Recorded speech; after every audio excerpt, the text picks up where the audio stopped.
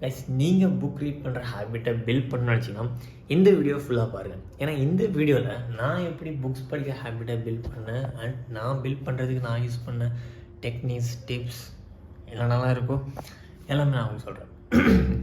நான் எதுவும் பார்த்தீங்கன்னா பெருசாக டெக்னிக் அப்படிலாம் எதுவுமே நான் யூஸ் பண்ணலை.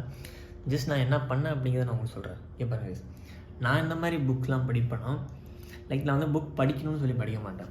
நான் எப்படி படிப்பேன்னா இப்போ எனக்கு வந்து ஒரு எனக்கு வந்து மார்க்கெட்டிங்கில் நான் வந்து ப்ராப்ளம் ஃபேஸ் பண்ணுறேன். இப்போ எனக்கு வந்து மார்க்கெட்டிங்கை பற்றி கற்றுக்கணும், ஏதாவது புதுசாக டெக்னிக் தெரிஞ்சுக்கணும், ஏதோ ஒன்று எனக்கு வந்து ஏதோ ஒரு விஷயம் தெரிஞ்சுக்கணுன்னா தென் அதை பற்றி நான் புக் கூகுளில் போய் இருக்கான்னு பார்ப்பேன். அப்படி இருந்துச்சுன்னா அதை வாங்கி தென் அப்படி படிப்பேன்.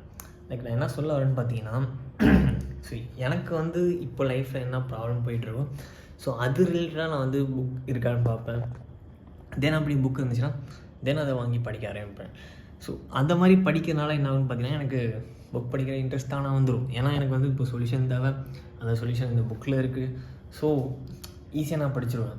ஸோ நான் என்ன சொல்லணும்னு பார்த்தீங்கன்னா, ஜஸ்ட் நீங்கள் புக் படிக்கணும் அப்படின்னு சொல்லி படிக்காமல் உங்கள் லைஃப்பில் போயிட்டு இருக்க ப்ராப்ளம் ரிலேட்டடாக நீங்கள் புக் படிச்சிங்கன்னா தென் அந்த புக்கை படிக்கிறது ரொம்ப ஈஸின்னு சொல்கிறேன்.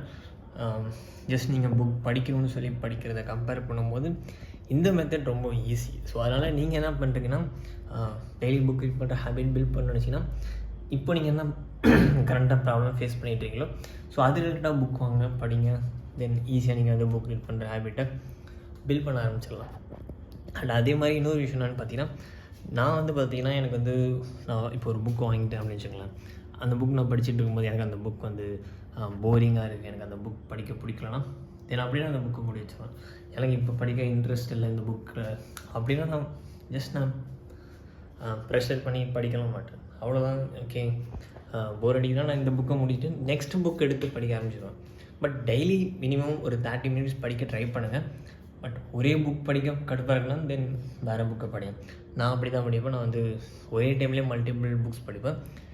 ஏன்னா எனக்கு ஒரே புக் படிச்சிருக்கும்போது சில டைம் போர் அடிக்கும். ஸோ அதனால் புக் சேஞ்ச் பண்ணி வேறு டாப்பிக்கில் நான் வந்து படிப்பேன்.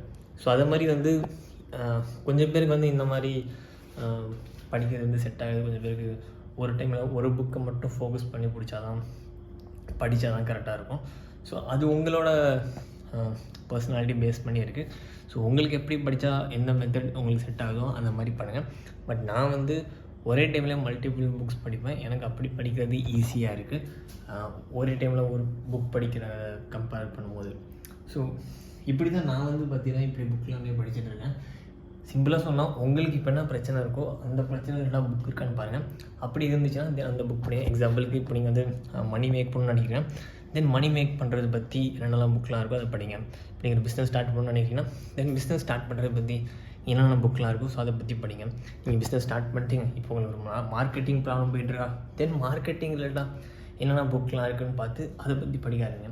ஸோ இதை மாதிரி வந்து ஒரு உங்கள்கிட்ட ஒய் இருக்கணும், ஏன் இந்த புக் படிக்கணும் அப்படிங்கிறதுக்கான ரீசன். அப்படி இருந்துச்சுன்னா அந்த புக்கை படிக்கிறது உங்களுக்கு ஈஸி. ஸோ இதுதான் என்னோடய மெத்தட். நான் வந்து புக்கை வந்து நிறையா படிக்கிறதுக்கு நான் யூஸ் பண்ணுற மெத்தட். நீங்களும் ட்ரை பண்ணி பாருங்கள், நீங்களும் நிறையா புக்ஸ் படிக்கலாம். ஸோ உங்களுக்கு இந்த மாதிரி புக் ரிலேட்டடாக நிறைய வீடியோஸ் வேணும்னு நினச்சிங்கன்னா கீழே கமெண்ட்டில் புக் அப்படின்னு கமெண்ட் பண்ணுங்கள்.